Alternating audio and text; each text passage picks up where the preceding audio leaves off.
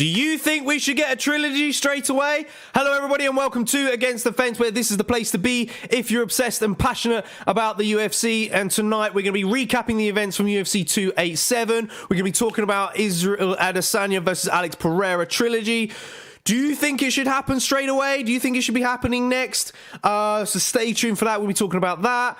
We're going to be talking about Gilbert Burns potentially being a backup option for the Leon Edwards versus Colby Covington fight. That fight's not been confirmed yet, but we're growing confidence that is the next move in the welterweight division. We're also going to talk about Alex Pereira's chances at 205 pounds, and we're going to be talking about the current state of the middleweight division and the updated rankings from UFC.com, which has happened today. Hello everybody, good to see you again as always. What an insane main card that we had, of course. Jam-packed fights from start to finish.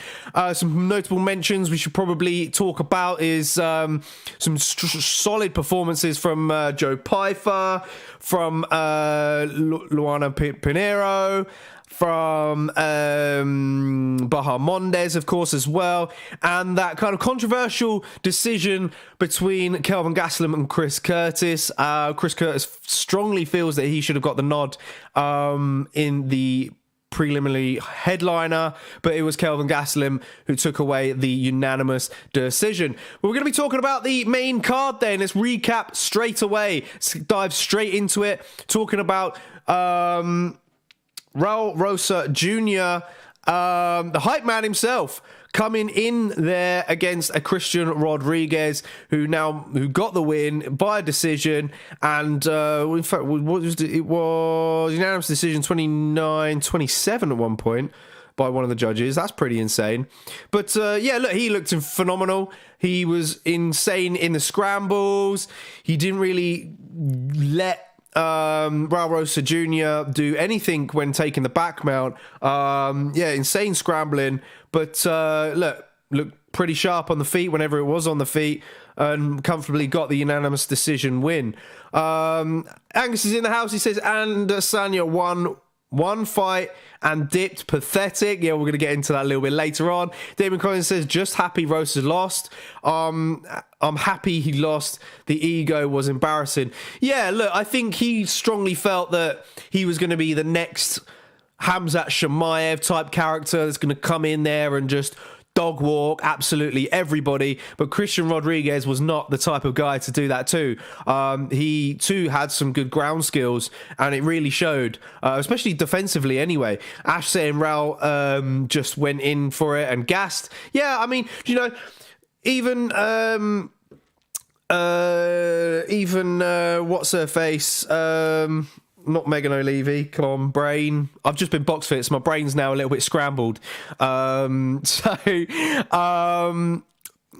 her name? Come on, guys. Help me out in the chats. Not Megan O'Leary. I can't think of her name. It's literally gone off the top of my head. Anyhow, but they were saying in the build-up show that Raul Rosa Jr. just kind of needs to calm things a little bit when in there, you know, and just kind of take a step back a little bit. And I completely agree. I think that's the way forward. I don't think bantamweight is the right division to kind of expect to go in there and hold people down and then kind of submit them. I think Raul Sanko, thank you, Ash, for clearing that up. Laura Sanko said it. He needed to kind of, take his time a little bit. I think that Raul Rosa Jr., he's not going to come in there and just hams at people like we were expecting, really. The 135 division's not the division for it. It's a lot easier to kind of scramble out of those areas, and I think that he lacks the strength in order to do that. I think he really does. There's no doubt that he's really good in scrambles, and he's really good off of his or taking the back, and in the jiu-jitsu elements. But look, you got to set it up first with wrestling. Sammy Joe Luxon, JK says Angus. No, I wouldn't forget her name. I wouldn't forget her name, mate. I wouldn't. But let's get into some of the matchups then. Let's swiftly move on real quick then, because we've got a lot to talk about. Christian Rodriguez, I've got three options for him. One of them was a little bit last minute dip in there, because yes, I did end up having a sneak peek at Angus's article. I tend to try not to read it going into this after Aftermath show, I like to do my own research and dictate who I would like to see these fighters fight next. But I've popped his name in there anyway. But I've got 3. First up is actually bring back Vince Morales. Personally, I think that's my first option. As you all know, Vince has been on the channel a fair few times. We would like to see him get a second crack in the UFC. And look, personally, I think Christian Rodriguez versus Vince Morales is a back and forth fight from start to finish. Yes, Vince has been on a bit of a tough tear as of recent, tough run, sorry. But, I think he's capable of hanging in there with someone like Christian Rodriguez. And for Christian Rodriguez, it would give him that next step, really, against a guy who has fought some really tough guys. Vince Morales is... That's Jonathan Martinez is just one of them to name. But the other option, which is in Angus's article, was a Cameron Simon. I think I've pronounced that right. It's Saaaiman. And he's a 22-year-old from South Africa. He's currently 8-0. Haven't really seen much of him at the moment. But hopefully I will down the line and see his skill set. Before we get on to the third option that I've got, let's get to some chats. Angus, oh God, we got a few actually. Angus first. Rosas walks around at 138, doesn't he? He should cut to 125. That was pretty intriguing, actually. Wow. Doing the Frankie Edgar approach almost, not having too much, not being too heavy at all. Maybe he could make 125. Maybe that could be the next move for him. But then, do you want to really do it so soon? He's got a lot of time, and we'll talk about that and what's next for Raul Rosa in just a sec. Nolan Zebra says, all right, lads, I've caught up on Fight Card as I didn't see it for obvious reasons. No problem, sir. No problem. Of course, you were tuning in to us and was unable to watch the fights, but glad you've able to watch back now that you're back home. It's good to know that you're back home, Nolan. And he said, Rosa fight looked like a boy fighting a man. He did, even though both guys have got similar level experience. It was pretty crazy to see. Yes, Nolan, hope you're well. So yes, everybody give Nolan some love in the chats as always.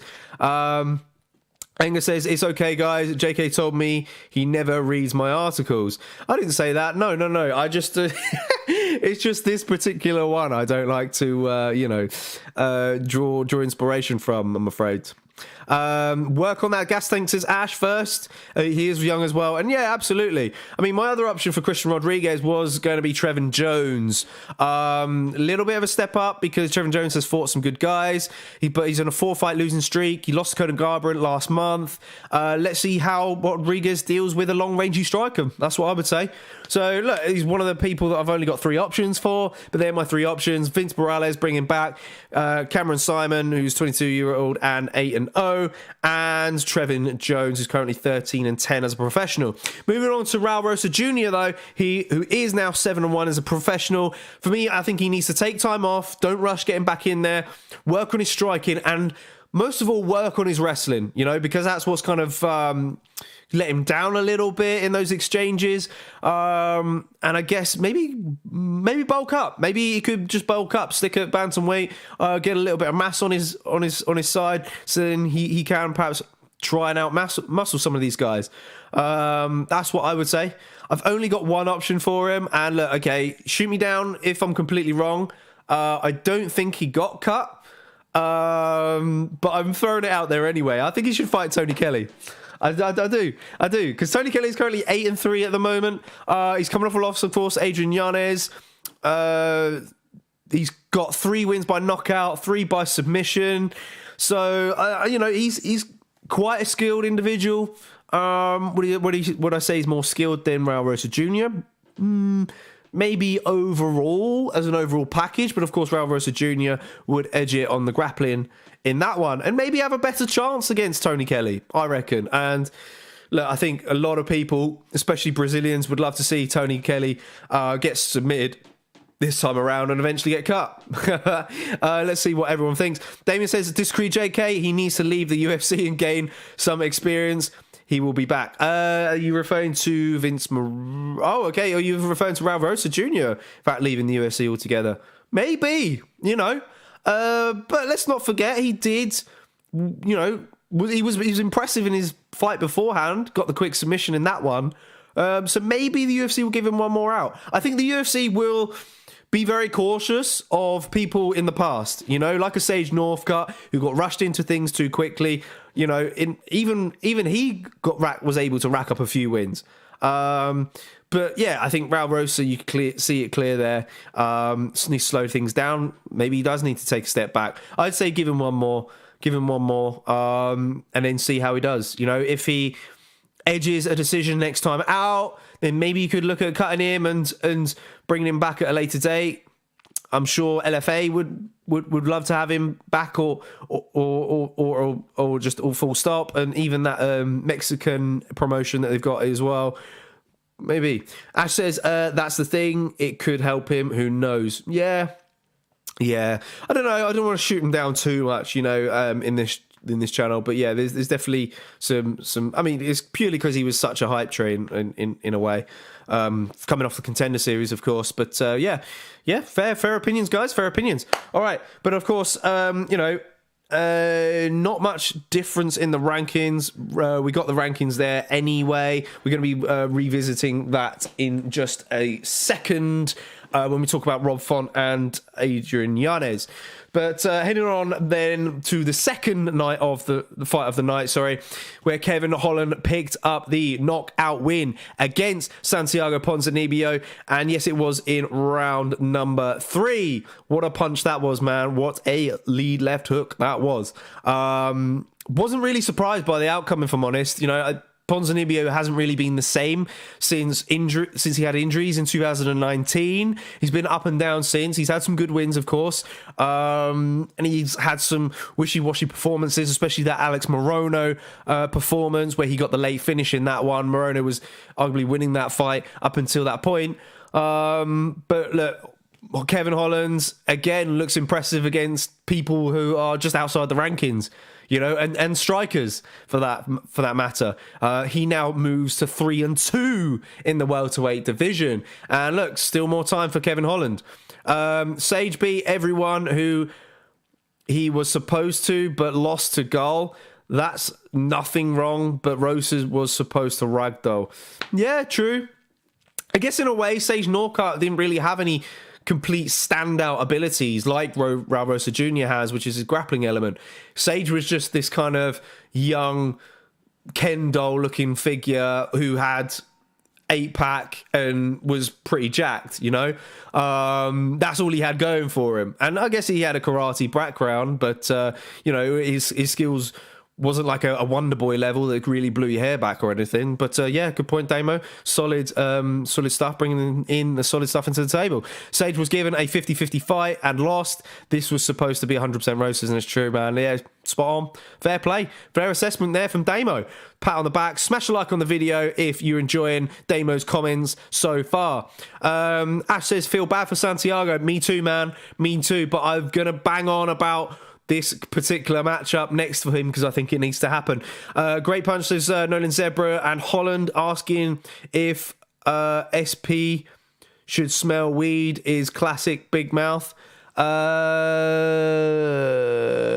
didn't have commentary on, so SP who Santiago Ponzinibbio.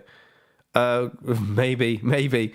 I mean, yeah, it's just it's classic Kevin Holland in the clinch, isn't it? He's always going to at least put you off in some kind of way.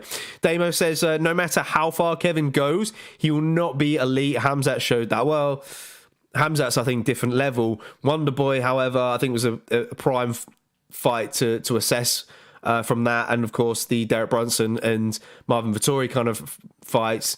I mean, he's definitely going to be picking off these veterans, I think. Without a doubt. And don't forget, Kevin Holland's a bit of a veteran himself. He's 24-9 at the moment, but still a lot of time left for him. Lawler says Santiago versus Santiago, says Ash, and look, that's my option before I go back onto Kevin Holland's options. Then we'll get into Santiago's because, the Robbie Lawler fight needs to happen. Yes, it's been targeted twice already before, but look, 3 times a charm.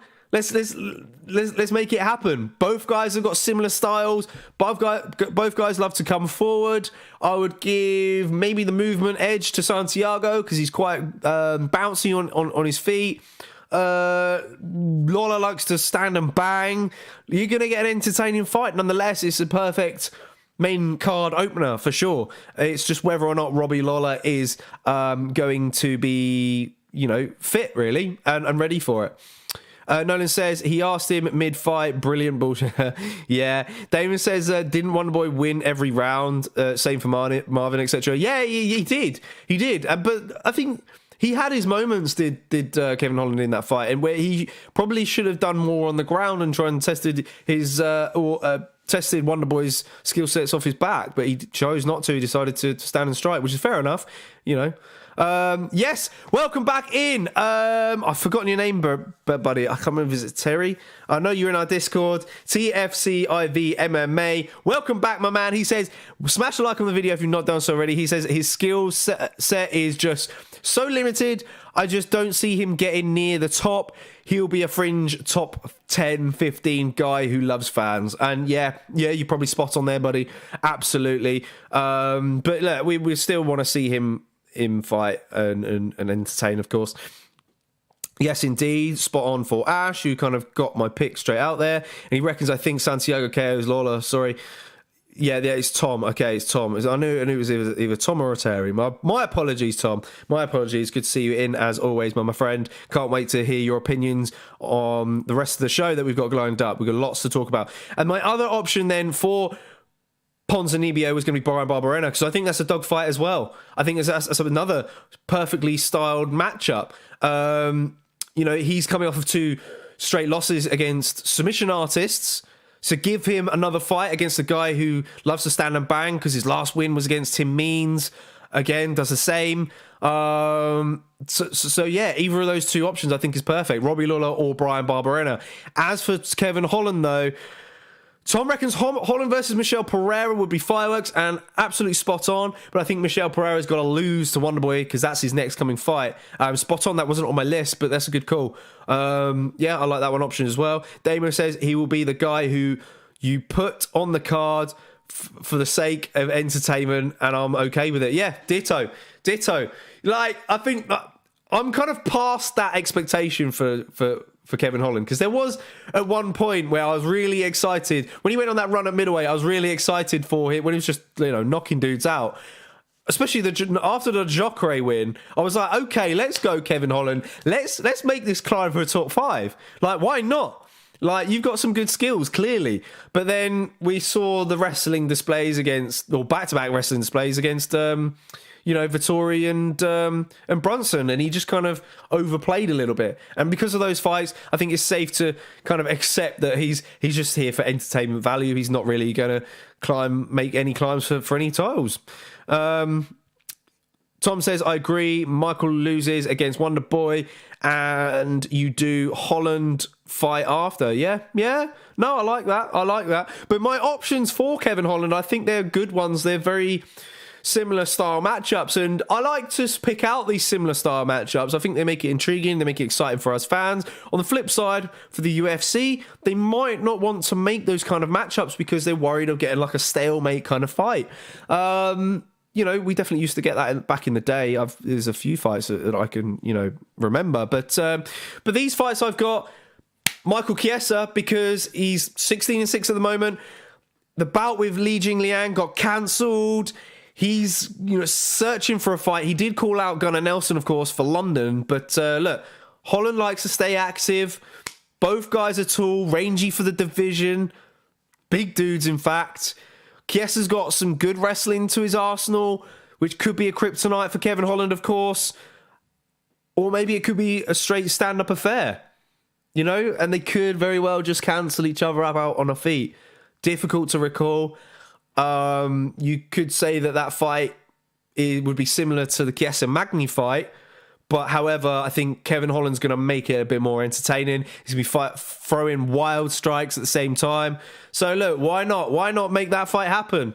Like, I think Holland's ready to go. Like, mate, Ash, are we on the same level today? Are we on the same level? Because my other option is Randy Brown. Mate, it's got it in the notes. He's 16-5 and he lost to JDM back in February. Timing kind of works out. I think it's a good fight. Again, another long-rangey striker. Personally, I think Brandy Brown he's good at range, but he is susceptible of letting people into the clinch a little too easy. And I think, I think that's a back and forth fun fight. Put it on a main card. Press conference, I think, will be wild. I think both guys would make it entertaining. I love it for sure. I love it. Sorry, I'll get that up on the screen there. That's Ash's comment. Welcome in, John Doe. Yes, John Doe. I'll get to Angus's comment in a sec. He says, Izzy is the lord of the UFC. Paolo versus Hamzat will be fire. We're going to get into those options in just a sec, my man. Do stay tuned. Smash that like button. We've got lots to talk about, including my reasons why this trilogy needs to happen now. And I'll give you a reason why it actually will benefit Izzy fans if you make the trilogy now, even though the Izzy has turned it down. But yes, stay tuned for that. Angus says no one could hang with him on the feet. Vittori had to lay and pray. Yeah, you're damn right there for sure. But that's Vittori in a nutshell, really, in some ways, apart from the last fight, because Delize was a big threat down there. Damien says Jorge submitted Michelle. I know, Michael. Yeah, I know. That's true. To be fair, did forget about that, which is kind of weird. But I think Michael Chiesa's a lot better now. He's developed a lot since then. But there is that element of it that does make that fight intriguing, because Kevin Holland is quite good on the ground as well. He's got some underrated jiu-jitsu.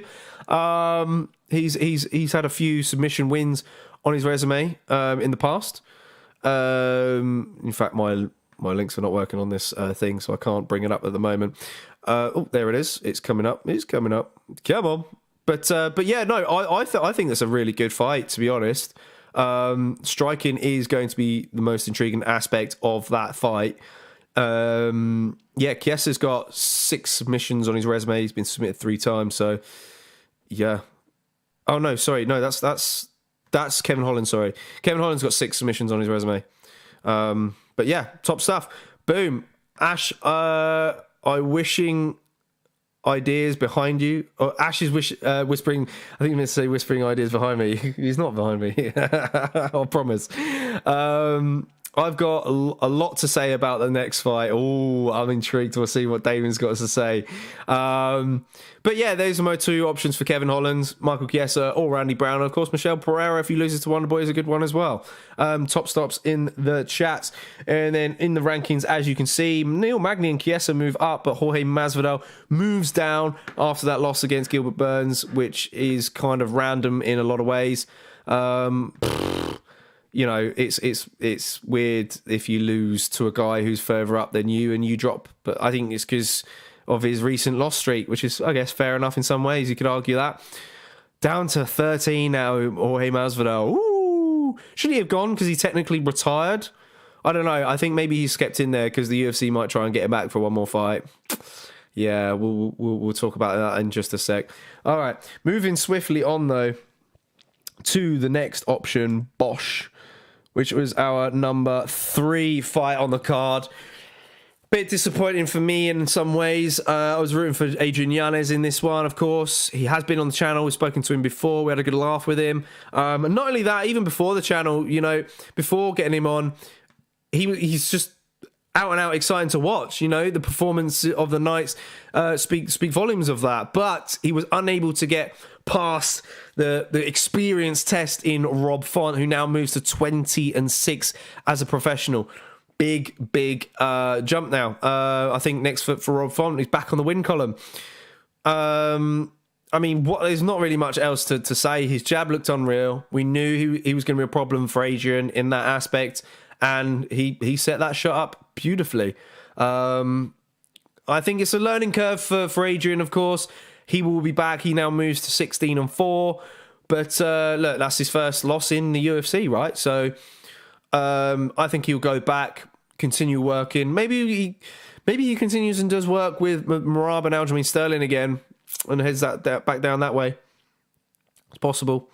Before we get into what's next for these guys then, Ash says it's sad to see Masvidal all that way down there. True.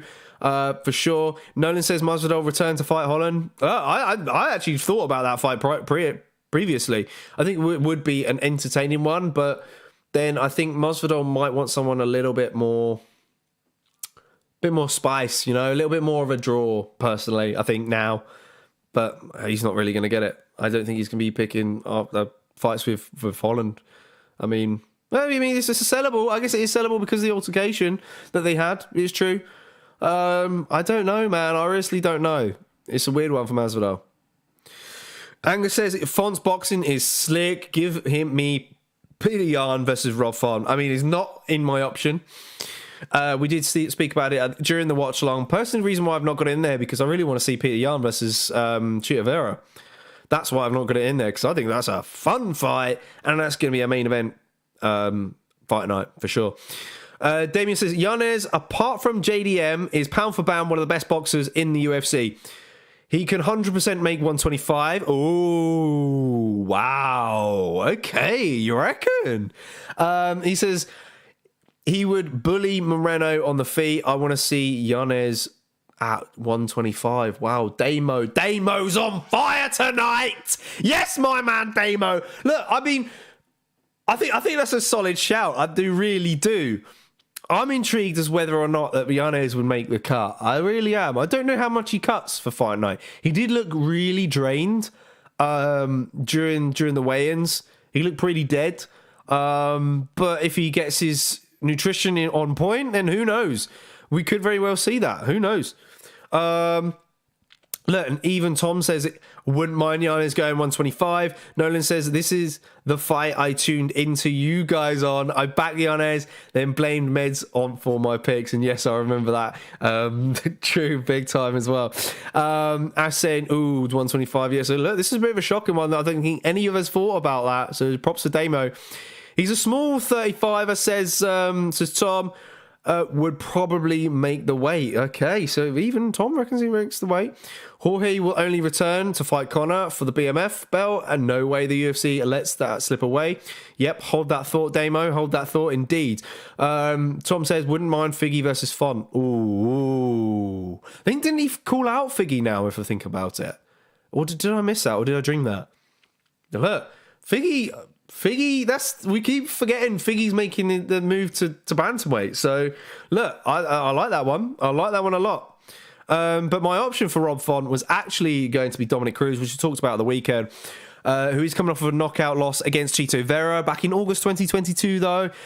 His movement is going to be a problem for anyone in the division, but has Chito fully exploited his style for future opponents? That's the ultimate question. What do you guys think in the chat? Yeah, I think, obviously, Chito's IQ is really smart. Font versus Cruz kind of makes a lot of sense. It's whether or not, because Font had a hard time dealing with Aldo's timing and the way that Aldo mixes things up, and got beat up. He gets beat up pretty easy, does Font. So maybe that is a good fight for Dominic Cruz. I think Font needs to use pressure. Similar to what Cejudo did against Cruz.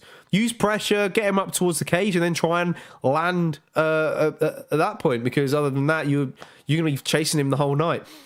Font called Figgy out, so who knows, says Ash. Damo says it was literally only power why he lost.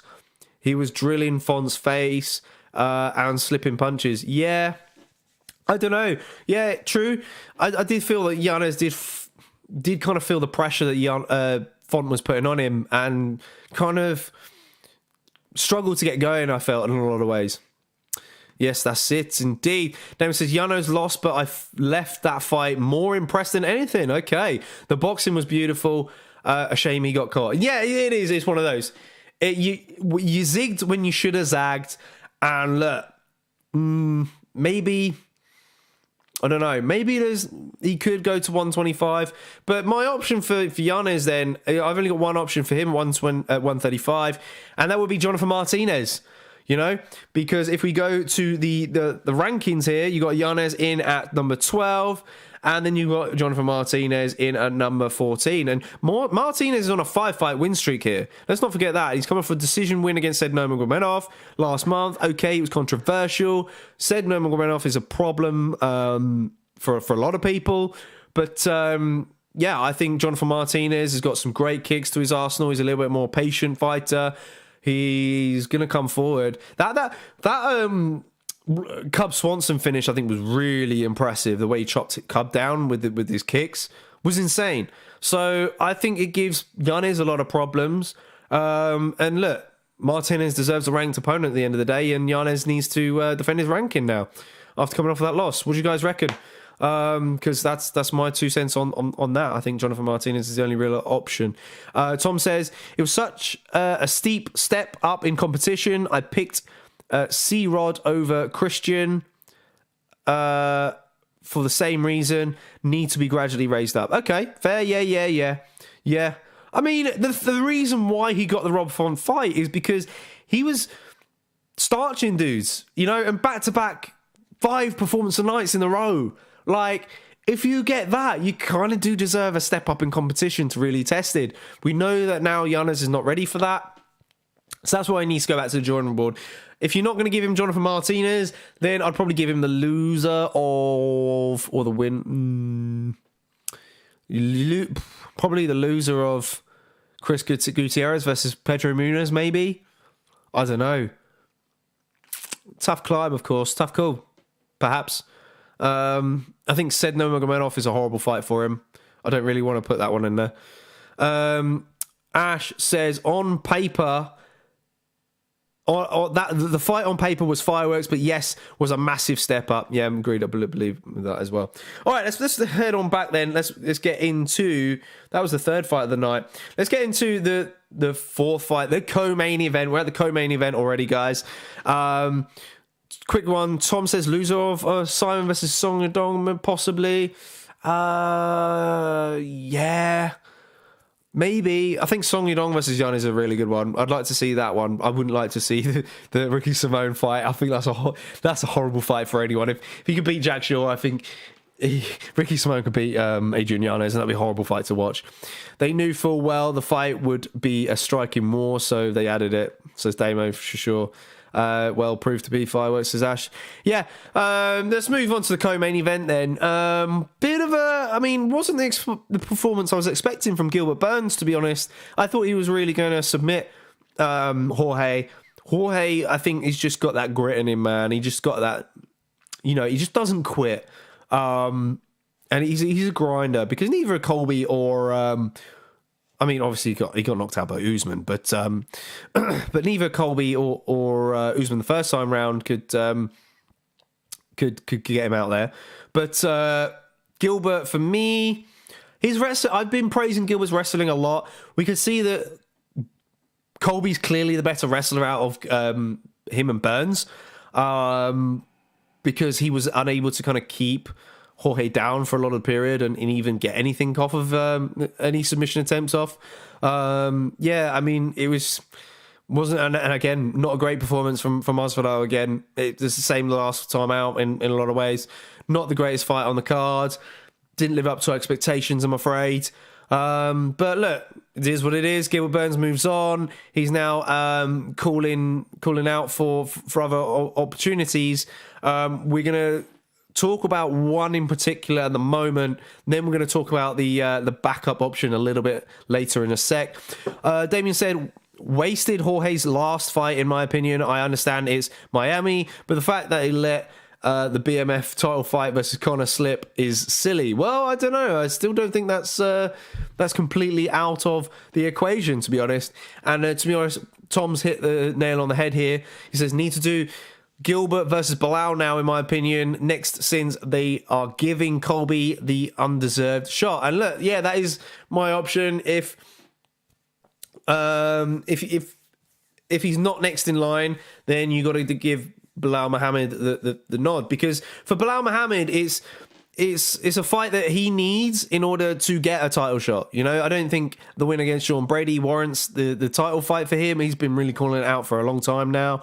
And he wants revenge on Leon Edwards, of course. But I think if he beats Burns, then look, there's no denying you. He's a former title contender. When you look at him in the division now, up there, Burns at 5, Bilal at 4. Yes, okay, Bilal will be defending his ranking again, but I think he's got no choice, because I mean, it's either that or he fights Kamaru Usman, of course. But I'm not sure if Kamaru Usman's going to want to return anytime soon. And Bilal, I think, is ready to go. So, and Burns is always ready to go. I don't think he's had any injuries coming away from this fight. So, yeah, I think that one makes sense, really. In the meantime, Agnes says, Masvidal versus Nick Diaz to defend the BMF belt. Look, who wouldn't say no? Who wouldn't say no to that? I mean, the Nick Diaz last performance was not the best. Let's face it. Do the UFC give him another chance? Apparently they did him dirty, but yeah, maybe got to set that up properly this time. Damien says, if it was me, McGregor wouldn't be fighting Chandler. Jorge and Conor for tough equals views, and McGregor versus Jorge for the BMF belt in Miami, $2 million pay-per-view. Yeah, look, I completely agree with you, Damo. That fight does more. It does more for tough. It sells more. Absolutely, I think it's more of a needle mover than the Chandler fight. However, I think Conor's still game, man. I think there is some drive left in him, and he clearly wants title fights. And I don't think a fight against Masvidal does anywhere near that. I guess you could argue and say it's the same sort of scenario with Chandler, because Chandler's recent record in lightweight is not the most impressive. So you could make that argument. It makes no difference for sure. But yeah, I don't know. That is a funny one. That is a funny one for sure. Why did they not do that? Yeah, silly. Maybe Conor just wasn't into it. Known Zebra says Masvidal retirement makes sense. He's got his own promotion and the whole Colby case hanging over him, but agreed it should have been Conor he fought. Damon says, why is McGregor fighting Chandler at 170 when Jorge is a bigger fight at 170? Just imagine BMF belt, McGregor versus Jorge. I know. Yeah, it is spot on. It's spot on. The UFC knows Mike is going to let the moment get to him. Okay, so this is a good point from Tom here. He's chinny. It's a good matchup for Conor and still a top guy. That's why they did it. Yeah, you could make that argument actually. Is Chandler a more winnable fight for Conor? You know? Because Chandler is a little bit reckless a lot of times. Conor has beaten similar guys in the past. Yes, okay, it was a featherweight, but similar build to Chandler and similar skill set. So it makes sense. Yeah, I would say that. I agree with Tom in that aspect. It's probably a more winnable fight for Conor. Conor could get knocked out by Masvidal, and then it's like, well, where do you go from there? So yeah, I think the BMF Jorge fight is always going to be there. You know, I think it's always possible. And for Jorge, yes, he said he's retiring, but I think he's retired until that Conor fight arises. Because if Conor loses to Chandler, look. We're still, like I said this at the weekend, regardless of how many times they lose, that fight is still going to sell, in my opinion. You know, the styles make fights in that one. Exactly, McGregor is still game, so feed him Jorge and make him look like a god. Okay, this is Damo. Tom says, been a huge Mike fan since early Bellator, but every time the lights shine, his IQ goes out the window, and we all know he's probably running into a left cross from Conor. I know, I can see it. That's for sure. I can see it. I can so see it. But yeah, thanks for your chats, guys. Excellent stuff already. If you are tuning in, make sure you hit that like button, because we've got some good opinions coming through the chats tonight, and we've got some solid future fights to make. We're going to get on to the main event in just a sec. Damo says Chandler is more dangerous than Jorge. Chandler will crowd him. Jorge will box him, and number one, a sniper like Conor. True. So yeah, that's an interesting point. Yeah, okay. Fair, yeah, I don't know. Yeah, you could argue, you could go back and forth with it. Don't forget to like the video, you legend, says Ash. Well done. Thank you. Yeah, okay, all right. So let's put it there then. I think Gilbert Burns. We'll get into more of Gilbert Burns in just a sec. But yeah, if it's not going to happen, Bilal Muhammad's the option. Jorge Masvidal is going to sit out and wait for a Conor fight, personally, and that's a good move for the UFC. Head on back then. Let's talk about the main event then, which shocked us all. Israel Adesanya picking up the second round knockout win against Alex Pereira. And a lot of judges did have Izzy winning that first round, which I think was quite controversial. I felt that Pereira did enough to potentially win that round. But okay, fair enough. But it is what it is. The knockout arose. Ash says, "Oh yeah, was does that say Usman?" JK. Wait, what? I don't know what about. The champ says Usman.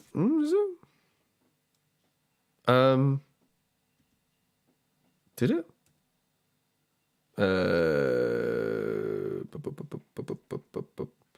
That's true. I mean, that's an error from Sai. All right. Thanks for that, Ash. Anyhow, moving on. Yeah, but we're on to the main event now. Let's talk about this. Do we think the trilogy should be next? That's the ultimate question. Because I think it needs to be next. Okay? And I've got some good reasons why. It's going to sway back and forth here, depending on who you're a fan of, whether you're an Israel Adesanya fan, whether you're an Alex Pereira fan.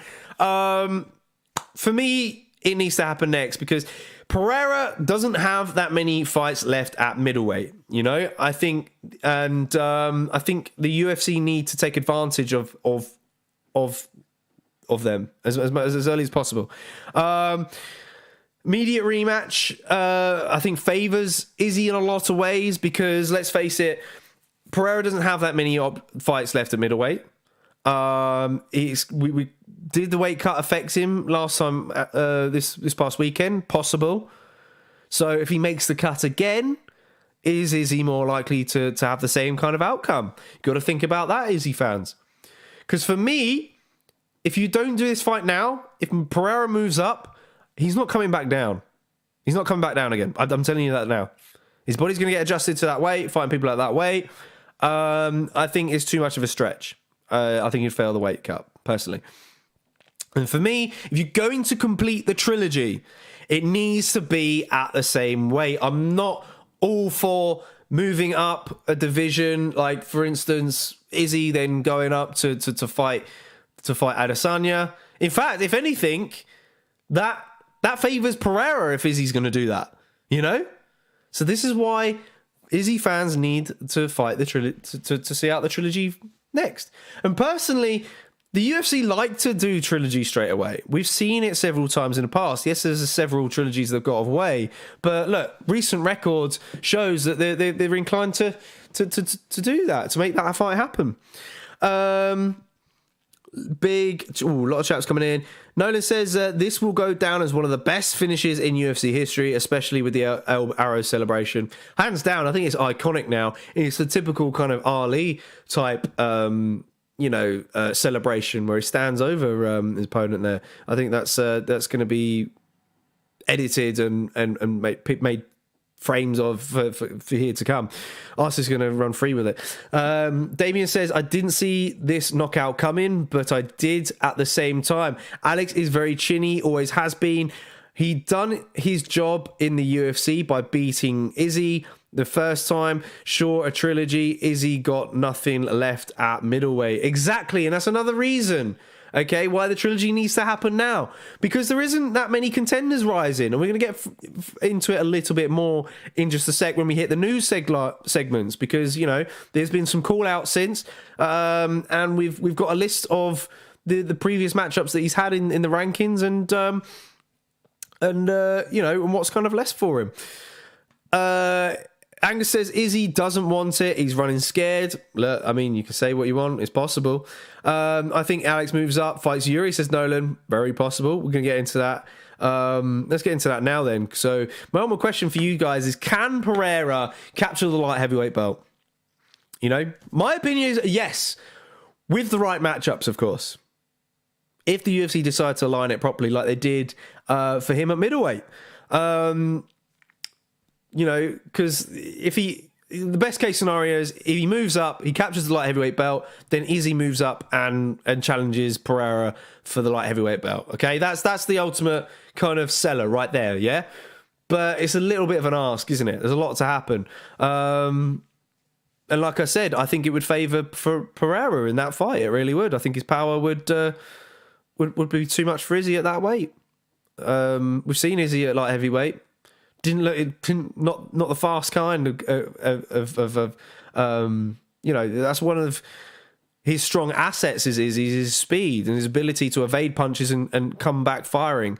And if he's a little bit heavier, we saw it against Jan. I mean, he did fairly well on the feet against Jan. He got outstruck though. It is what it is. Got out-grappled, of course. But at the same time, you know, if Pereira does move up now, he's going to look a bit more re-energized at 205.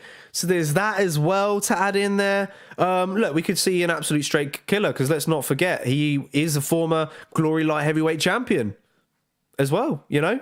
Okay, in Glory, I think he had more title defenses in middleweight, but he captured that belt as well. Can he do it at light heavyweight? Can he capture that belt as well? That's the only question.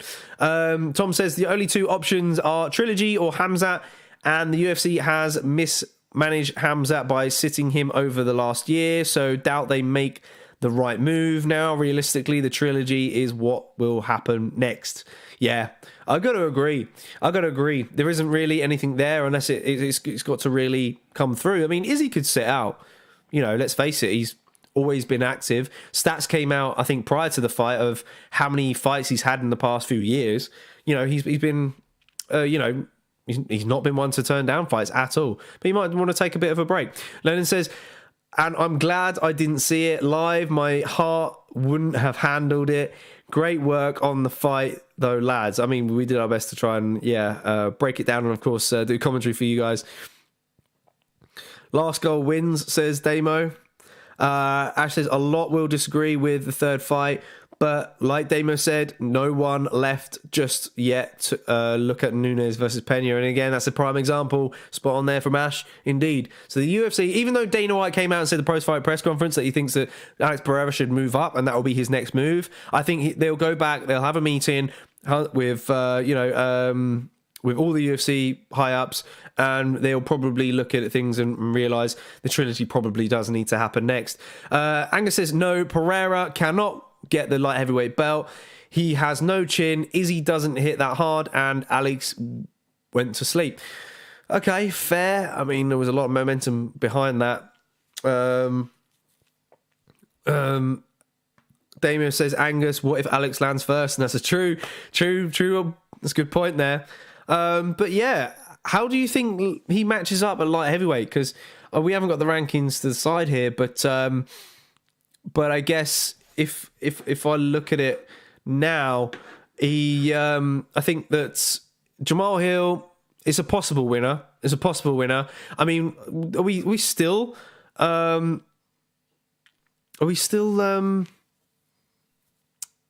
doubting Jamal Hill here in a lot of ways? Let's face it, he's 12-1. Glover fight was great. Okay, it was against a slower Glover. You've got the whole story that you can build up there. Pereira avenging Glover's loss, of course. That's possible. But Jamal Hill's hands have looked phenomenal. But can he evade that left hook of Pereira? That's the ultimate question there. The Yuri fight, for me, I think is difficult for Pereira. Wouldn't like that. I think the unpredictability is gonna be problems for Pereira. However, Prohaska's hittable. He is very hittable. He baits his chin too much. Pereira could knock him out. So I don't know, man. That's a good one. It's an intriguing one, but I don't think it's one that, of course, we will see just yet. Alex versus Dev, the dude, in my own pleasure, says Damien. Nolan says you don't need to hit that hard if you land the right place. I guess so. Speed, power, momentum, and technique, of course. But yeah, I think personally, if Pereira does move up, I think a fight against Rakic or Jan Blachowicz is a possible option. Look, then again, Jan Blachowicz called out Izzy at middleweight, so I wonder if he's capable of making that jump down. He did tweet after that. I don't know, man. I honestly don't know. I think it's too much for him personally, for Jan. But at the same time, if you're Jan, what else is there really for you? Because you just drew against Magomed and Kalaev. I guess a fight against Yuri would be really good, but Yuri's technically next in line for the belt anyway. It would just be rematches for him because he's fought a lot of guys. Maybe him against Krylov would be a good one. Krylov's up and coming. It's a possibility. Tom says Yuri is a great fight for Alex, very hittable and poor fight IQ. And he also says, who wins the battle of leg kicks, Jan or Alex? That's true. Ooh, man, Yanez got some tree chunks, man. I think they're going to be nasty for sure. There's going to be battle of leg kicks in that one. That's intriguing. Good call. But yeah, that's my 2 cents on that. I think it should be a trilogy next, but we'll get into some news bits then, because there's some more potential options for Izzy at middleweight if somewhat reason that the trilogy doesn't happen just yet. Because Angus says Izzy versus Dricus in UFC Senegal. Let's go. ATF go to Senegal. I mean, look, maybe. But if we head on down to the to what we've got here in the news segments, I'm going to do this a little bit backwards as we're on the topic still of Izzy. If I bring this one up here, oh no, it is the right one. That is the one I want. We've got here some options, as you can see in the picture on the left there, that's what's left for Izzy at the moment. Duplessis or Sean Strickland that he's not fought yet. Let's face it, we don't want to see a Marvin Vettori fight again. We don't really want to see Jared Cannonier fight again. We don't want to see, Costa fight. Not really. We don't want to see a Robert Whittaker fight at all. I'm like, hands down. And for me, Dricus, look, okay, Dricus is doing well. He's up there, but I don't think he's popular enough to warrant a title fight. And as you can see there in the right image there, he did tweet after the fight and says, so you won't say my name, and this is referring to Izzy during the press conference, because he did allude to Dricus. He said, that's smart, you better not.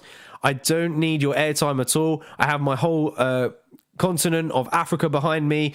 Go enjoy your very spectacular victory at home in New Zealand. We are Africa. We fear nothing. And I think Dracus is kind of prodding it a little bit here. You know, he's trying to prod at Izzy because, of course, Izzy represents the Nigerian flag, I think, doesn't he still? But he's a New Zealand native, and yeah, okay, he's moved to the US permanently. But, Dracus is kind of making fun of him a little bit here and kind of saying, look, I'm true African because I'm still in Africa. And that's what he's talking about here. Damien says Dricus has a good point, to be fair. And yeah, it is quite funny of Dricus to come out on that. And fair enough, you know, he's trying to shoot his shot. Is he going to get it though? I don't think he is. I really don't. But another option though, which is a tweet from John Anik, as you can see at the bottom there, which would have been a potential contender should this fight materialise and went the way that we thought it was going to go. It was Marvin Vettori versus Roman Dolidze. Went down a few weeks ago at UFC 286. Close fight. I thought Vettori won, but many did not, and that's including me and a lot of guys at the ATF as well. And had Dolidze gotten the nod, he'd be in the top three, a fresh opponent for Adesanya, and perhaps the guy we'd be talking about. And he's damn right spot on here. Because if he would have finished Vettori, Dolidze's your next man at middleweight. You know, because he was on this run. The way he finished Jack Hermansson was impressive enough alone. Vettori's difficult to finish, though. That's the problem. So he would have had to win a decision. I felt he won a decision personally.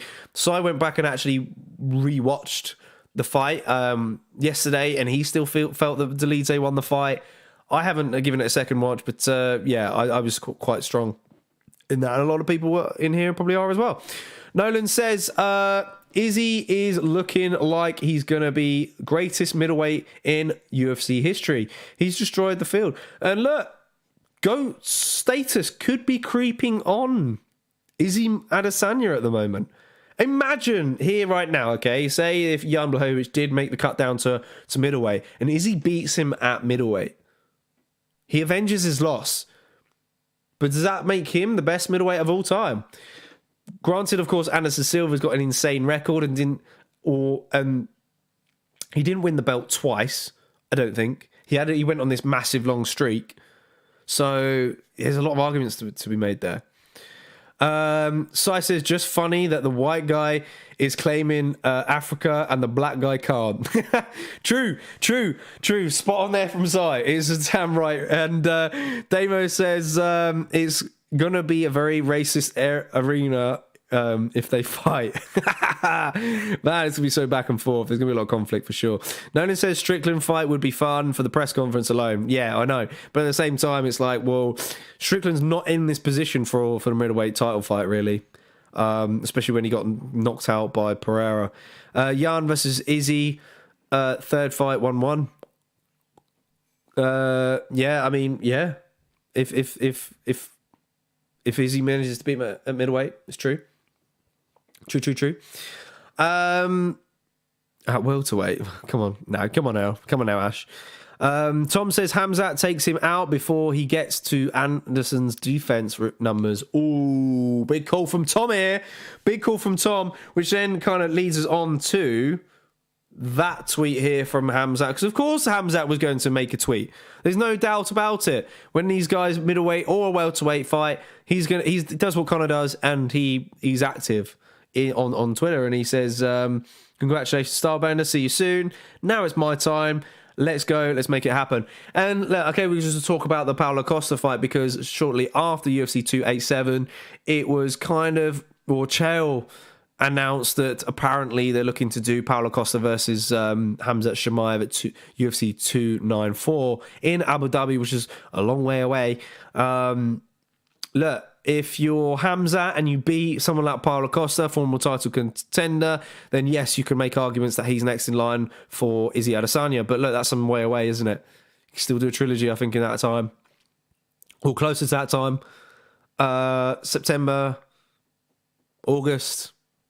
Trilogy happens there, you know, and then let Hamzat come through to be that next person in line. You give Dracus du Plessis, someone else high up in the rankings.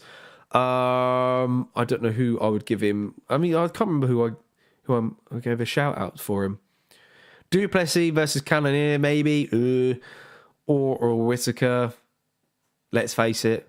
Because Whittaker's not going to... Unless, obviously... Because apparently Whittaker versus Hamzat was even slated at one point, but that's not even happening. So maybe we get du Plessis versus Whittaker. And I think that's du Plessis' ticket to a belt. A title shot.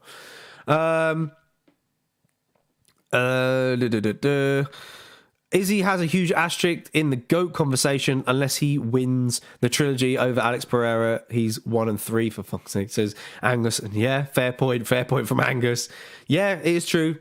You know, you would have the opportunity to set it to 3-2 in combat sports, but 2-1 in MMA.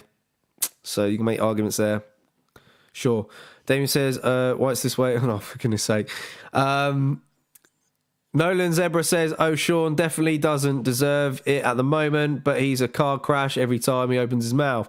True, Nolan, that's for sure. Nolan, I like how you think. Izzy could very well be the GOAT of middleweight, says Sai. And of course, Sai's in to back his boy up at the right time. Couldn't have said it better myself. Yeah. Yeah, I think there's always going to be something that you're going to argue about for years to come, I think, in my opinion. Yes, Izzy is a two-time champion, but on the flip side, you've got the massive streak that Anderson Silva went on. And he was decimating people at one point in his career. Arguably one of the scariest people in the middleweight division. I don't know, man.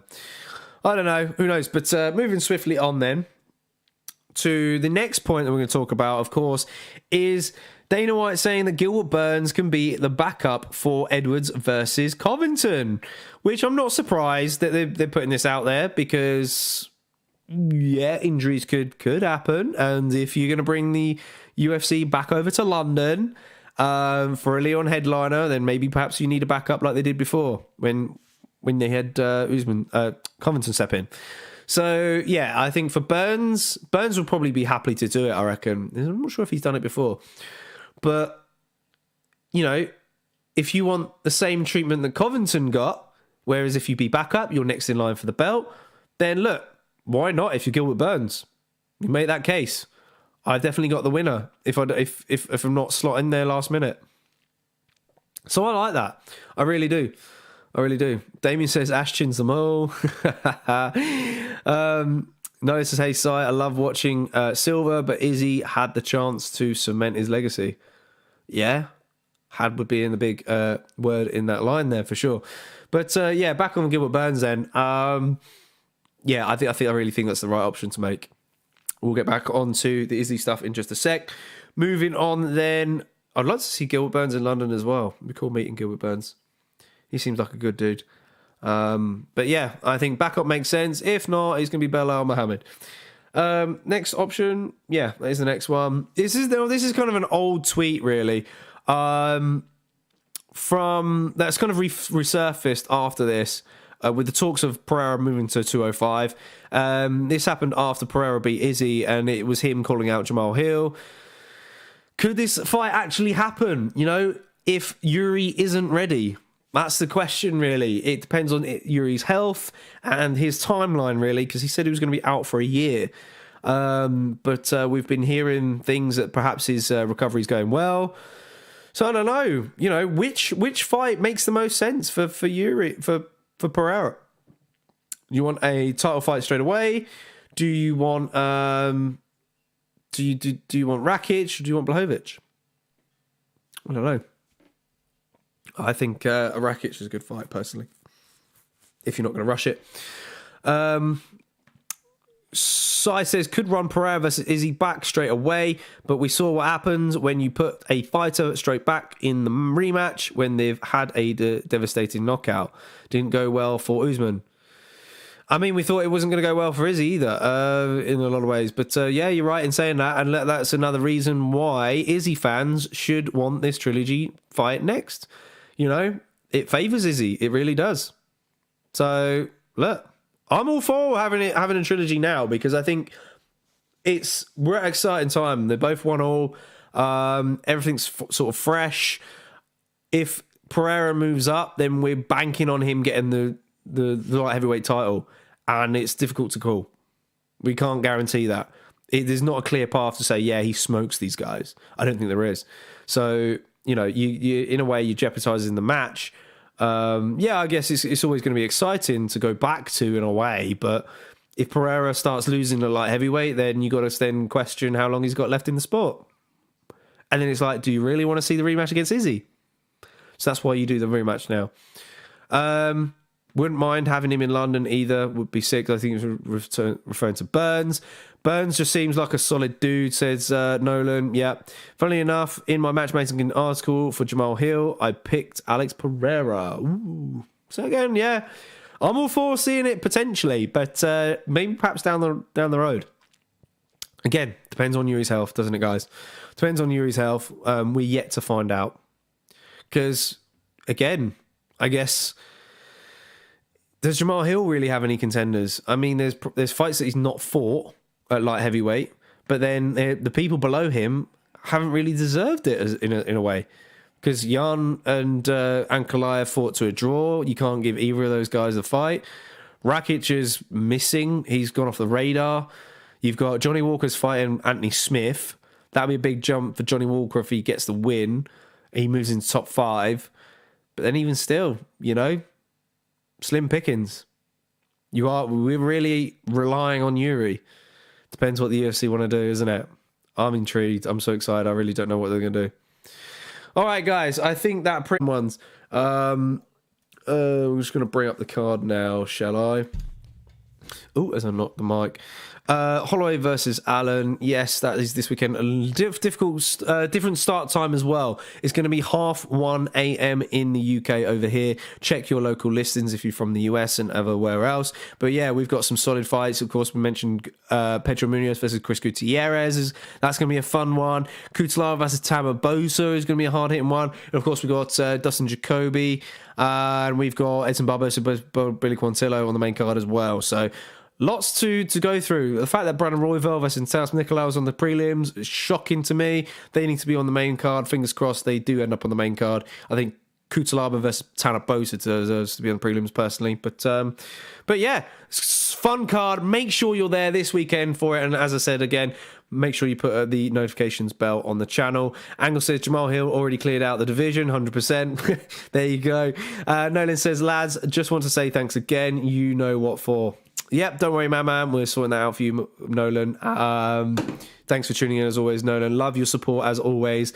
We will hopefully see you this weekend, and hopefully you can tune in with the fights with us as well. Top stuff as always. All right, guys, thanks for tuning in. You guys have been amazing as always. We'll see you this weekend. Ciao for now.